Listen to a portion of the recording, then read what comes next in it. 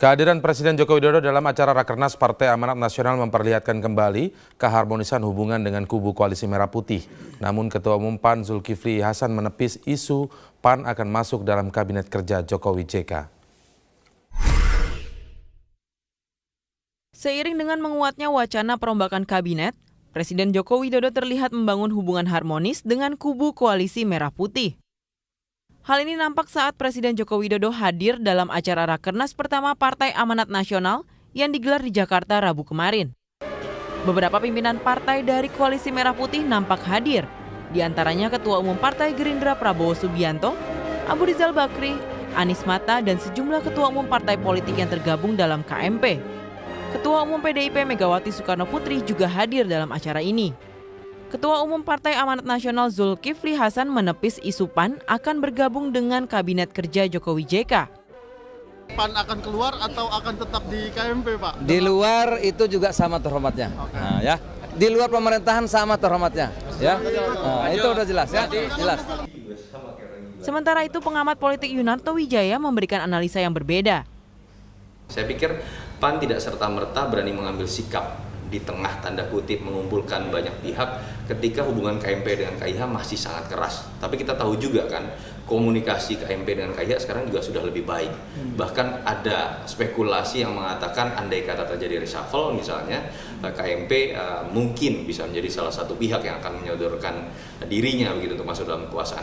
Ini yang menyebabkan menurut saya situasi eksternal dan internal dari kepemimpinan Zulkifli Hasan yang menyebabkan PAN berani kemarin mengundang Jokowi, ditambah juga proses branding, bandingkan ketika ada partai yang merupakan bagian dari oposisi tapi didatangi oleh seorang presiden, ini akan juga mendongkrak citra partainya sendiri. Meski evaluasi masih dilakukan, hingga saat ini pemerintah belum mengeluarkan siapa saja nama para menteri yang akan digeser dari Kabinet Jokowi JK. Tim Liputan Metro TV. Sementara itu Presiden Joko Widodo belum mau berkomentar terkait desakan evaluasi Kabinet Kerja. Hal ini berbeda dengan pendapat tokoh dan elit parpol pendukungnya.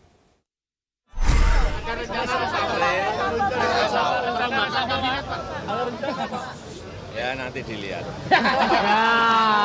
Diperlukan nggak sih Pak kinerja selama beberapa bulan? Apanya?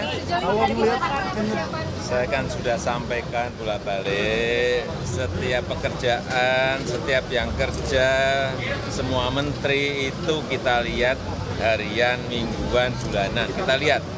Kementerian mana Pak yang paling disoroti Pak? Yang paling disoroti kalau pas ada lampu ya disorot. Iya, pentingnya untuk meningkatkan kinerja pemerintah. Di situ penting. Masalah staf kepresidenan bisa diresapel nggak ya Pak kalau Siapapun yang diangkat oleh presiden, siapapun yang diangkat oleh presiden, itu dapat diganti oleh presiden. Nah, itu saja rumusnya, siapapun. Pembangunan belum jalan lancar karena juknis dari Kementerian Teknis belum turun sehingga bupati-bupati belum bisa melaksanakan program yang sudah diputuskan oleh Presiden dan DPR. Kementerian Teknisnya mana aja tuh? Ya, Kementerian Teknis mengenai PPU, kesehatan, perdagangan. Dorongan dari kita kepada Presiden untuk lebih mengenjot menteri-menterinya. Dari partai pendukung dan pengusung hari ini hanya bisa mengatakan manakala seluruh indikator-indikator baik itu politik, hukum, ekonomi, kesejahteraan rakyat hari ini masih cukup bergejolak, maka barangkali Presiden perlu untuk meninjau kembali susunan kabinetnya yang sekarang ini, kenapa gejolak-gejolak yang ada sejauh ini muncul.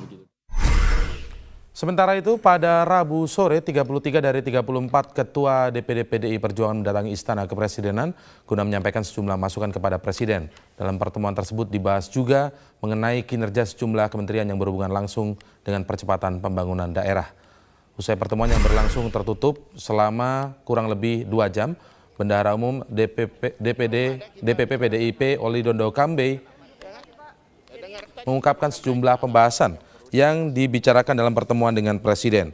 Di antaranya adalah laporan perihal kendala yang dihadapi oleh daerah-daerah, khususnya dalam bidang pembangunan dan kesejahteraan. Oli juga menyebut ada beberapa kementerian yang diharapkan lebih meningkatkan kinerjanya. Pertemuan tersebut juga dihadiri oleh Menteri Koordinator Pembangunan Manusia dan Kebudayaan yang juga menjabat sebagai Ketua DPP PDIP nonaktif, Puan Maharani. Pertemuan di Bali bahwa 34 ketua DPD dari seluruh Indonesia yang kebanyakan adalah kepala daerah juga bersilaturahmi dan kemudian ingin memberikan masukan atau saran-saran berkaitan situasi dan kondisi di wilayah mereka masing-masing. Jadi memang hanya bicara santai, memberikan masukan dan kemudian berharap bahwa ke depan ini ya negara akan lebih baik. Kemudian ketersediaan pangan dan lain-lain bisa disiapkan menjelang hari bulan puasa dan hari raya. Meski istana menyebut isu reshuffle datang dari luar, bukan di lingkungan pemerintahan, namun desakan reshuffle justru banyak datang dari partai-partai pendukung pemerintah. Elit PDI Perjuangan kemarin mendatangi Presiden di istana dan menyampaikan kinerja 3 menteri yang tidak maksimal. Bahkan Wakil Presiden Yusuf Kala sendiri menyebut perombakan untuk mencari orang terbaik tidak terhindarkan. Kami akan mengulasnya malam hari ini dengan Sekjen DPP PDI Perjuangan Hasto Kristianto yang bergabung dari luar studio. Selamat malam, Mas Hasto. Selamat malam, Bung Indra. Apa kabar? Baik, Mas Hasto, dan kemudian ada analis politik Carta Politika Yunarto Wijaya. Mas Hasto, selamat malam. Malam. Baik, saya akan mulai dari Mas Hasto terlebih dahulu. Ini kalau yang berkembang di publik sekarang ini, karena dari isu reshuffle ini kan terus bergulir dari hari ke hari begitu, Mas Hasto. Ketika Presiden ditanya, terkesan santai saja menjawab, lihat saja nanti, jawabannya lebih kepada soal evaluasi. Sementara kalau kita lihat tokoh atau bahkan dari PDI Perjuangan kemarin juga datang rombongan begitu ke istana menyoroti menteri-menteri seolah-olah memang hasrat untuk melakukan reshuffle ini datang dari partai-partai pendukung, padahal yang punya hak adalah Presiden. Apa jawaban Anda sebagai Sekjen DPP PDI Perjuangan? Kami luruskan bahwa pertemuan para ketua DPD dengan Bapak Presiden adalah pertemuan silaturahmi, lebih menitik beratkan pada masukan-masukan para ketua DPD terhadap kondisi daerahnya.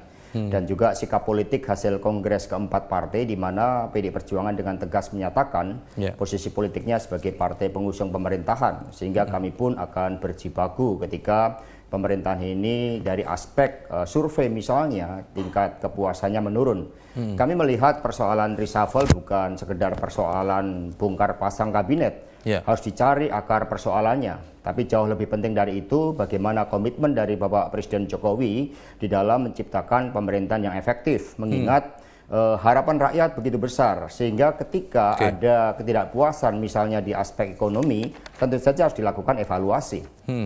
Baik, kami minta klarifikasi, benarkah seluruh ketua umum partai koalisi pendukung pemerintah memang sudah menemui Presiden Joko Widodo untuk membahas soal perombakan atau reshuffle kabinet ini? Sama sekali belum. Memang kami mengadakan pertemuan secara rutin dari seluruh para ketua umum partai pengusung Bapak Jokowi JK. Pertemuan lebih pada aspek-aspek yang fundamental dan aspek-aspek strategis. Misalnya bagaimana kita memberikan dukungan dari DPR agar proses pengambilan keputusan bisa lebih cepat. Kami melakukan lobby-lobby politik dengan fraksi-fraksi yang lain, sehingga program percepatan pembangunan ekonomi sebagai respon atas prediksi pertumbuhan ekonomi yang turun sekitar 4,7% dibanding target, itu bisa kemudian dipercepat. Alhamdulillah beberapa program bisa dipercepat, misalnya Kementerian Pekerjaan Umum segera akan mempercepat program-program pembangunan infrastruktur. Oke, kalau saya membaca, karena di sini adalah pernyataan dari Ketua Umum PKPI Setiyoso bahwa pertemuan pertama dilakukan pada 25 April 2015, kemudian pertemuan terakhir kurang lebih pekan lalu begitu, yang membahas dan disebutkan Ketua Umum ini betul sekali, sudah setuju akan melakukan perombakan. Apakah memang seperti itu, Mas Hasto? Prinsip setuju adalah ketika memang Presiden yang memiliki hak prerogatif untuk itu mengambil keputusan untuk melakukan reshuffle. Sekali lagi, reshuffle harus kita cari akar persoalannya. Sebagai partai pengusung, kami melihat memang ada kritik bagi pemerintahan ini, khususnya di bidang ekonomi. Kalau kita lihat dari aspek-aspek turunnya kepuasan terhadap pemerintah, sebenarnya ketika Bapak Presiden Jokowi memutuskan menaikkan harga BBM, dukungan dari rakyat saat itu sangat-sangat kuat. Hanya saja sebenarnya rakyat berharap agar proyek-proyek infrastruktur di desa, pembangunan sarana-sarana produksi pertanian, itu kemudian bisa ditingkatkan segera.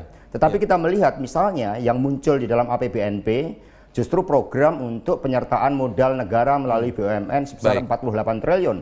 Sekiranya angka 48 triliun ini dipakai untuk program-program kerakyatan sesuai dengan jati diri dan karakter kepemimpinan Pak Jokowi, maka pasti tidak akan ada persoalan seperti saat ini. Oke, jadi intinya memang ada begitu ya pertemuan antara Ketua Umum dengan Presiden yang membahas tentang akar masalah dari perombakan kabinet tadi.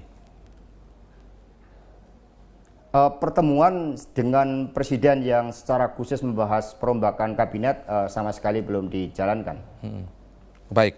Saya akan ke Mas Toto. Mas Toto, kalau kita lihat begitu ya, ini yang muncul saja dari pernyataan-pernyataan yang kami himpun beberapa waktu terakhir soal isu reshuffle memang yang mengemuka beberapa waktu terakhir ini. Dari istana bilang ini isunya datang dari luar, dari pengamat begitu kan. Kemudian tetapi kalau kita lihat dari elit-elit politik bahkan kemarin mendatangi istana walaupun tadi memang diluruskan, tetapi kita punya pernyataannya bahwa tentang kementerian-kementerian yang belum maksimal gitu kan. Tidak spesifik menyatakan reshuffle, tapi menilai tentang menteri-menteri yang belum maksimal. Dari partai pendukung lain juga begitu, ada pernyataan memang sudah 6 bulan waktunya untuk adanya perombakan sudah cukup begitu. Tapi kalau kita lihat Presiden sendiri menyebut ya setiap hari dievaluasi.